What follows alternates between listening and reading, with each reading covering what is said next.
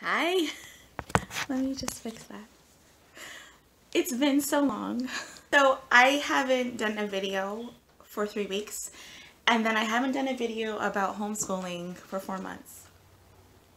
Which doesn't make any sense because I'm a homeschooling mom. So I homeschool my only child. She's about to be 8 in less than a month. And yeah, so here I am. Okay, so I'm not going to go into great detail about every single, oh, sorry, that picture's so beautiful. I have a screensaver on my TV.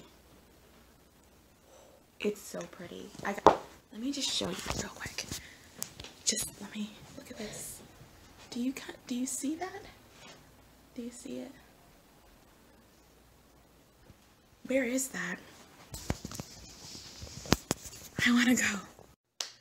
Okay, so the first half of the video is not going to be as clear as this video. I think I had to wipe my lens and now it's better. I am very easygoing. I think I mentioned it in the first half. I'm very easygoing in terms of planning. I use Spectrum, and I really super enjoy using Spectrum. So for instance, we're in February and we focused on actually Black History Month and poetry. So I include that into the extra curriculum as we do it. The only things that we repeat every single day is prayer and reading. So we always pray at the beginning of our day, and then we always have some kind of book that she's reading. Sometimes we do it at the beginning of our day, sometimes we do it at the end of our day, but she's always reading some kind of book, and sometimes she'll read more than one, or she'll read like up to 3 books a day around that because she likes to read, and we are always at the library getting new books, so it's great. So for Black History Month, it kind of fit into our theme anyways because we got a lot of books on Rosa Parks and Martin Luther King and Muhammad Ali. We got a lot of books so that she can educate herself, so she was always reading. But why I like Spectrum, and again, I don't want to go into huge detail because I've gone into detail in other videos and I don't want this video to be too long, but why I like Spectrum, so we're doing Spectrum Math and we're actually almost finished. We started math 2nd grade in the middle of 1st grade, and it's good because it's been a year that we've been working on this, and it takes a long time to go through something like this, and the reason being is that it doesn't just introduce one lesson and move on to the next. It actually stays on one lesson and it keeps repeating to make sure that your child actually gets the concept. So we did the harder concept in this was the 3-digit subtraction with regrouping. So it's difficult. It's very difficult concept, but it kept repeating over and over and over again in this book, and it allowed me to make sure that she actually got it. And if she didn't, you know, I could stop and pause and print off something online to make sure that she got the concept of 3-digit subtraction. And then we did counting money, which we just finished that a couple days ago. And then for language arts, we did reading comprehension, which I love this book. I have said it so many times, where she reads a story on this side and answers the questions on this side. And then spelling.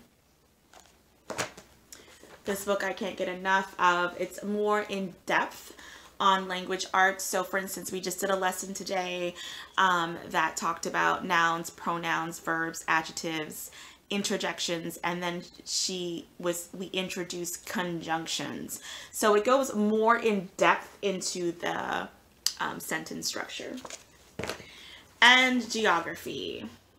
Okay, so we actually started off with science at the beginning of grade 2. We did 2 or 3 lessons, and then I started to get a little bit more advanced than I thought she was ready for. So I think I'm going to actually hold on to that to and reintroduce it into 3rd grade. It is 3rd grade science, the one that I got her. So again, I'm just going to hold off and bring it back in 3rd grade. So after we are finished with this, which is going to be probably next week, we'll be finished with this. I'm going to go ahead and order her the Spectrum 3rd grade. And again, I'm flexible, but I'm not going to hold her back. Just because she's in 2nd grade, she can go on to 3rd grade math, because with the spectrum, it does a great deal of review at the beginning, so I'm excited about that. It does like a couple weeks of good review. I can stretch it out as long as I want to, and then when I think that she's ready to go into actual 3rd grade concepts, then we can go from there. And again, there's no rush. At the end of a lot of our days, we've been doing a lot of flashcards because I want her to just know what these are on sight. Again, she can use her tools, she can use her hands, she can use her measuring stick, her number lines, her counting beads, whatever she wants to do. She can use that still, but I do want her to get to the point where she can just know what 11 minus 4 is just on sight, like how me and you as adults, we know what these are. I want her to get to the point where she knows that, because it helps in the addition and subtraction with 3-digit numbers. It just helps just know what these things are. So we add that on to the end of our day. We actually have a timer where we do 5 minutes of subtraction, 5 minutes of addition as well. So that's where we're at for homeschool. I really just wanted to just do a check-in. I'm still here doing homeschool. I'm not just doing Poshmark. It just seems like that's what it is, but really I'm not. I'm doing homeschool as well. Our days, honestly, I try and I feel better about being done by noon, just so that our days are freer in the afternoon, and we are usually like 4 days out of 5 days we are doing something every evening, whether it be dance class, whether it be church, we're doing something every evening. So I like to be done by noon so that we can do other things, or we can, like, she can watch a show, or she can do her chores, or go outside, or whatever. Like, I like to have that free, but it doesn't always end up like that. Today, for some reason, we were done by 10:30. We started at 8:30 this morning though, so we were done with homeschool by 10:30, and it was phenomenal. So again, there's no timer. I don't time it. I don't rush it. I'm learning not to rush it. I'm learning just to be a little bit more laid back about it, and not, you know, I used to be very, very, very scheduled with my homeschool. Yeah, you should see my other video anymore. If we start at 10, that's wonderful. If we start at 11, that's great. If we start at 1, fine. If we start at 2, okay. If something happens and we don't end up doing homeschool, okay. It just gets attached to the next day. I try to plan out everything at least every 2 weeks. I have a plan, so I know the trajectory and know where we're going for 2 weeks at a time.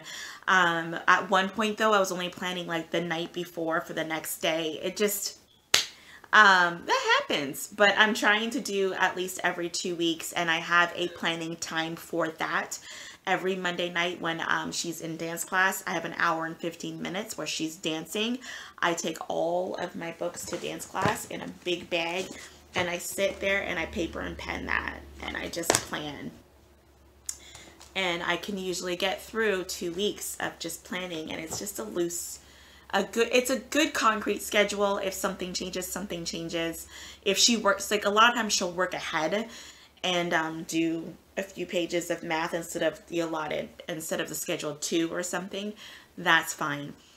So that's where we're at for homeschool. I'm sorry I blabbed, and I even showed you something on my TV, but oh, one last thing. The Dollar Tree has great resources, obviously, for homeschool, and obviously they're only $1. But I love to use, and the cover of this ripped off, but I love to use these books right here because it keeps her writing nice and neat, and it just allows, like, the paper. We did research papers.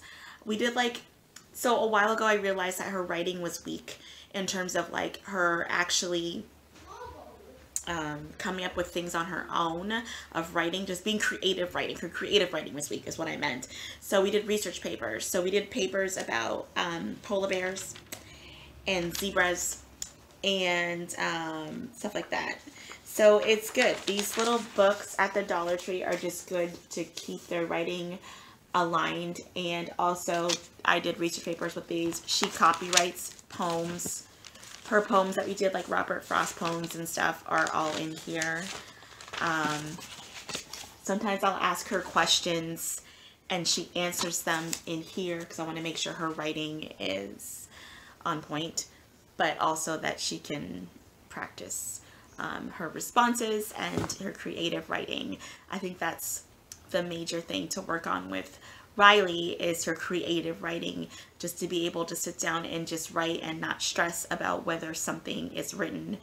She just wants her words to be written perfectly, so she doesn't want any spelling mistakes, and I'm trying to get her past that. And just, even if there is a spelling mistake, I just want her to be more creative in her writing and not be stressed about the spelling mistakes. Wow, I went way off tangent. Any questions?